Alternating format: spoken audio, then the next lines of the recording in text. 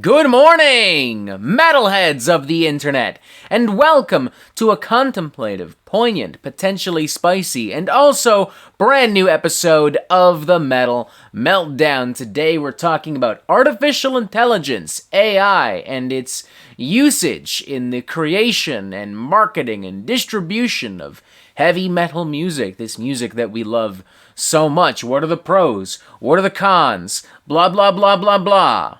I honestly got no clue. Anna, what do you think? I don't know. That's it? Yeah, I don't know. That's it? Yeah. You don't want to give us a little something like, oh no, might be good, might be bad? It depends on who's using it and for what reason. Hey, that's an excellent thing that you said.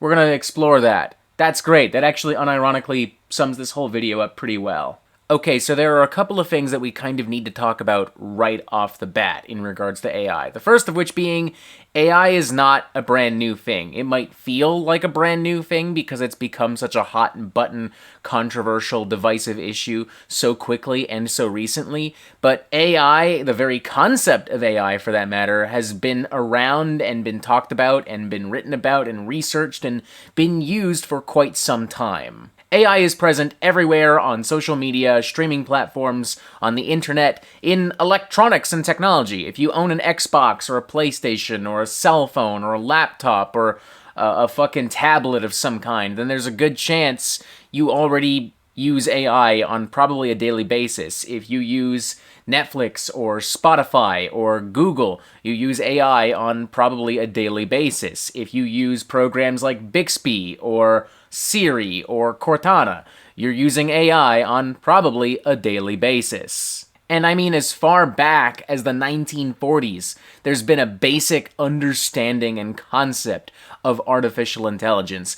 Alan Turing was thinking about machine intelligence as early as 1941 when he circulated a paper on machine intelligence, which could be the earliest paper in the field of AI, though it is now lost. The first available paper generally recognized as AI was McCullough and Pitt's design for Turing-complete artificial neurons in 1943, the first mathematical model of a neural network. The paper was influenced by Turing's earlier paper on computable numbers from 1936 using similar two-state Boolean neurons, but was the first to apply it to neuronal function. Now, despite AI not being a brand new thing, and despite AI being something that you use in some capacity probably every day of your life, whether you're actively aware of it or not, AI has recently become such a hot-button, controversial, divisive issue, as I detailed earlier, because it has very recently advanced immensely, insanely. And there are real, tangible, valid fears about AI and the things that it is capable of. So real and tangible and valid that the Writers Guild of America and the SAG-AFTRA unions both went on strike last year, fearing that AI could replace them completely or at the very bare minimum diminish the kind of work that they can be hired to do. And that's not all, folks. Look at this. OpenAI unveils Sora, a tool that uses AI to generate videos from written prompts. That's insane. And there's some issues with scale and depth perception in these videos and images, but honestly, it's, on a technical level, pretty impressive. Like, I could show this to my mom and dad, and they'd be fooled. Even when I saw them for the first time, my brain didn't immediately go, oh yeah, that's fake. And, like, honestly, you put these effects in, like, a fucking low-budget TV show or a video game or like some big dumb fucking movie, like whatever. It'll sell. Hell, some of these videos and images look better than actual CGI I've seen in modern blockbusters as of late. Like, this looks better than anything I saw in the aforementioned Flash or the Madam Web movie that's out right fucking now in theaters. Okay, well, they're maybe on the same level of quality, but you get the idea. Like, let's put it this way. If Warner Brothers needs $300 million to make The Flash, and then suddenly there's this thing that they can use to just create video, then boom, there's a VFX team that's just unnecessary, they're fired, they're gone. And like B-reel, stock footage, I mean, laugh at that all you want, that's an entire industry in and of itself. Like, there are teams that go out and get that B-reel and stock footage, and there's no need for that anymore because you can just generate it now. And there are bigger, broader issues with this specific AI tool as well. This could, in theory, be used to impersonate somebody. Like, I could whip up a video making like a celebrity or a influential politician say something like really fucked up and controversial and troubling and get them in trouble. And before you say, Robert, that sounds a little drastic, that would never actually happen, you should know it already fucking is. People are creating AI-generated porn of Taylor Swift and spreading it all over Twitter, apparently. That's fucking insane and disgusting. Alright, let's jump out of the AI existential dread rabbit hole for a moment and get back on topic. The point is, AI is not new. You use it all the time, whether you realize it or not, and there are real, valid, tangible concerns about AI and its impact on the world, and its impact on politics, technology, science, media, entertainment, and now we're seeing metal musicians use AI more prominently and more openly. For instance, Deicide, American death metal icons. They got a brand new album coming out. And apparently, allegedly, the album cover was generated by AI. Now, this is not confirmed by anyone in Deicide or anyone from Rising Phoenix Records who are putting out the album. But, I mean, just look at it. It looks like one of those fucking TikTok slideshows. It kind of does, honestly. Like, this is clearly AI. This is an AI-generated, like, death metal demon devil thing. The sides around, like kind of around the edges of the cover, that almost looks like something from, like, H.R. Geiger. Like, that looks pretty cropped to me, you know what I mean? Like, that doesn't look like something that someone genuinely drew. Maybe it is. I don't know. We don't know for sure. No, but the texture that's, like, on the face Mm-hmm. and the horns, the way, like... It's possible. It's possible. We've got Crypticus on X Twitter writing, Deicide thought this AI crap was acceptable cover art for a major release, so again I made something equally crappy yet vastly superior in 5 minutes. What this could mean: A, I'm a genius and the label owes me money, or B, Deicide should have used a real artist because this sucks. You should definitely get your money, Triptychus, I'm not gonna lie, like fuck it. The world's going to hell, you may as well make some money off of it. It's a valid point though, like I'm looking at these two images and there's a lot of similarities, and if I didn't know better and you had to tell me which one's AI generated, unironically, I'm more likely to believe that the official album artwork is AI generated and not the actual AI generated piece. Like, this looks like someone actually put a little bit of effort into it. I don't know. What gives it away, though, is obviously the logo. Like, that gives it away. That's obviously not the Deicide logo. But, hey, if you didn't know any better, maybe you've never seen a Deicide album before. If you didn't know any better, would you be able to tell the difference? Honest to fucking God. And folks, I wish I could tell you that's the only recent instance of a well-known, popular metal artist possibly, allegedly using AI art, but it isn't, because Kerry King, the band featuring Kerry King the man, is allegedly using AI art for their new album From Hell I Rise, or their debut album. Now, I can actually see some brushstrokes here, although maybe that's just because AI is getting clever. I don't fucking know. AI is getting tricky. I will say, surface level, this looks like yet another AI-generated image. I'll look this up too. Go ahead, look it up. A second opinion would be great. I kind of see some brushstrokes here. Like, this doesn't look as obviously AI. Album? The album is called From Hell I Rise, Kerry King. All right, Anna's got the image now. We're going to get our second opinion any second. What do you think, Anna? I don't think this is AI. You don't think so? I don't think it is. You think this is people just getting worked up and hyped up? Because there are a lot of people online saying that this is AI as well. I'm not convinced. I'm convinced the Deicide one is AI. This one, not so much. I mean, like, it's just like an okay piece of art, but I don't think it's AI. Mm-hmm. There you have it. I don't know. Alright, so I guess the jury is still debating on whether or not fucking Kerry King used AI for his album art. So be it. C'est la vie. It is what it is. We'll move on.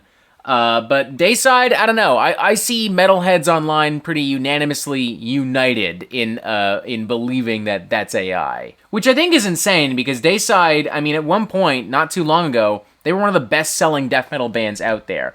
Like, this Blabbermouth article from 2003 tells us that by that point in 2003, Deicide had sold over 400,000 records, nearly 500,000 records, nearly 500,000 records, beaten only by Cannibal Corpse. And out of the 5 best-selling death metal albums of the SoundScan era, 2 of them are from Deicide, with their self-titled album in 1990 selling 110,719 copies approximately, and their sophomore album Legion selling 103,544 copies, approximately, beaten only by Covenant from Morbid Angel, released in 1993 with 127,154 copies, approximately. Rounding out the rest of the list, The End Complete from Obituary and The Bleeding from Cannibal Corpse. I find it hard to believe that a band that could potentially sell like 500,000 records suddenly can't afford to hire an artist, which tells me that if this is AI,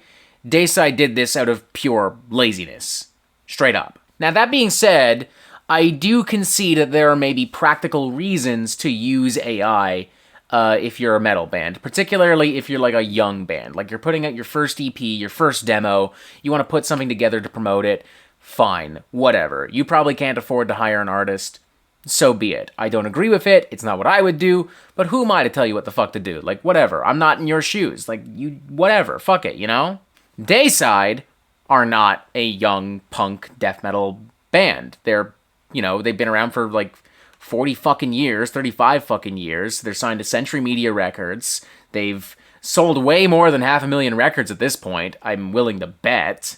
I mean, I don't have the actual numbers in front of me, but if they sold like 500,000 in the SoundScan era by 2003, then chances are that number has increased. So once again, I find it very hard to believe that Deicide did not have the money or resources to hire an artist. I mean, for fuck's sakes, we have Metal Meltdown merch, and we hired actual artists to make shit for the merch. What did we pay for that Chompy in the bathtub thing? Like $200? It was like, it was like 250, I think. $250. $250 to whip up a design for album artwork. If I can pull it off, I think Deicide can too. Like, go fuck yourself. Now, believe it or not, folks, Kerry King and Deicide allegedly using AI to make album artwork is only the tip of the AI metal iceberg. There are bands that are using AI to create entire bodies of work. Take, for instance, Frostbite Orkings and their most recent album, The Orcish Eclipse, which heralds itself as the world's first AI-generated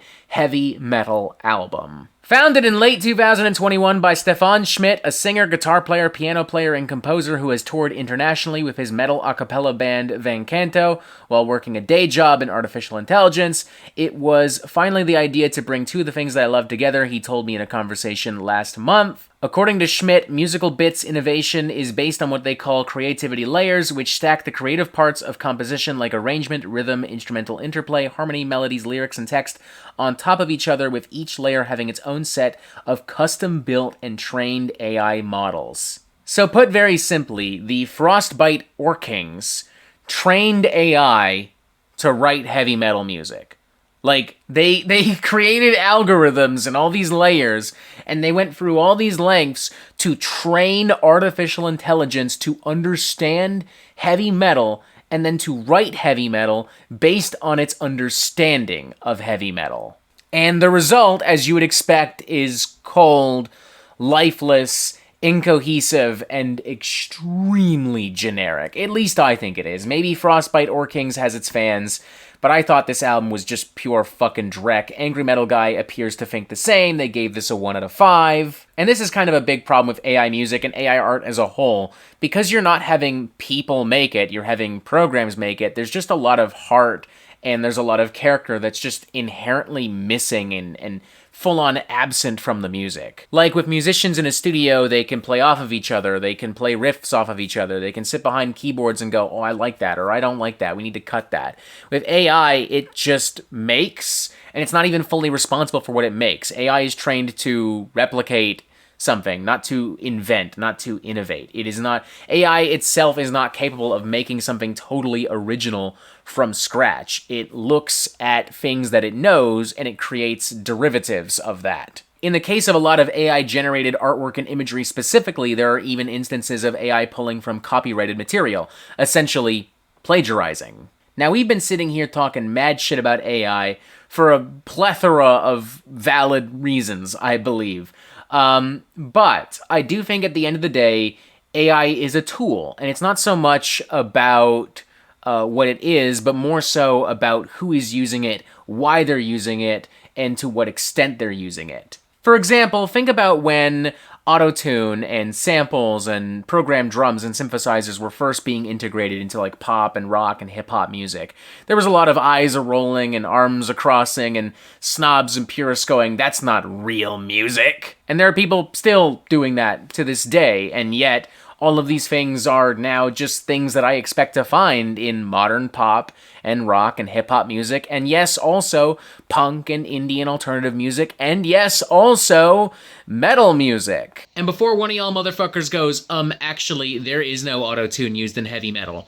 Counterpoint, Ozzy Osbourne. For literally the last 20 years.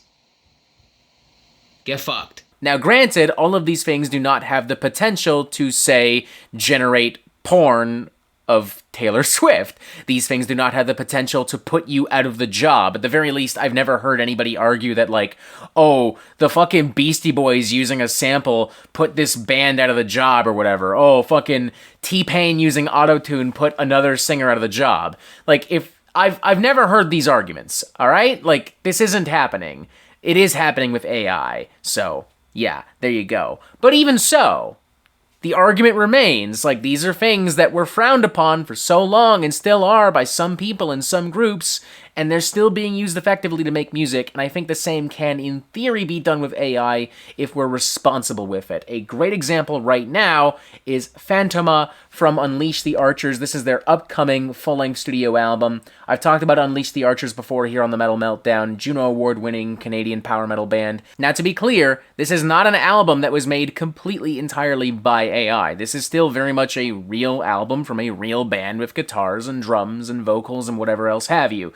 What Unleash the Archers did is they made a concept album about AI, and they used AI kind of behind the scenes to add additional textures and to kind of fill in the gaps, and to create like a more cybernetic, dystopian kind of feel. And from what I understand, this was in production long before AI was the true hot button issue that it is right now. Like, they began working on this as far back as 2021. As Unleash the Archers right here specifically, this is Phantoma, a Phase 4 Network Tier 0 unit, Model A. She is an artificial intelligence that runs a hub outside the LA biome, and she is sentient. She longs for freedom, but more importantly, she longs to live among the humans and be as they are. She has watched them from afar via the Netaverse and fallen in love with the carefree and beautiful lives they live tucked away inside their protective domes. This album follows Phantoma as she journeys to find her own path in this brave new world and perhaps her own humanity along the way. As Britney Slays kind of expands, this is a concept album based on artificial intelligence, so we wanted to utilize AI in as many aspects of the album as we could